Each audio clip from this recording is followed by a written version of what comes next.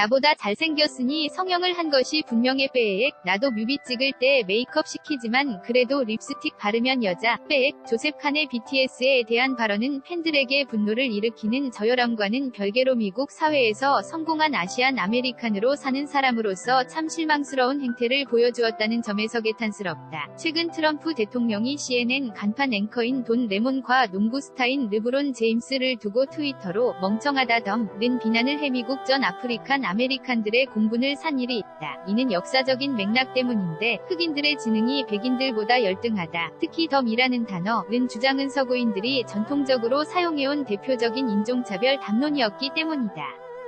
서구에서 발달한 우생학이나 골상학은 모두 이러한 인식을 강화시키는 데에 이용되었다. 인종주의는 단순히 피부색으로 사람을 드러내놓고 욕하거나 때리거나 하는 데에 있지 않다. 특정 인종에게 어떠한 담론이나 캐릭터를 씌워 그것을 그 인종 전체로 확대시키는 것, 인간을 개별 인격체를 지닌 인간으로 보지 않고 피부색에 따라 그 캐릭터 자체로 보게 만드는 것이 바로 인종주의이다. 실제로 이러한 인종주의에 기반한 차별은 드러내놓고 때리는 인종차별보다 더욱 효과적이고 더욱 뿌리 깊다. 흑인들은 멍청하다는 인종주의 편견이 있다면 아시아인들에 대해서는 특히 아시아인 남성들은 성적으로 제대로 기능하지 못하고 여성스럽다는 편견이 오랫동안 작용해왔다.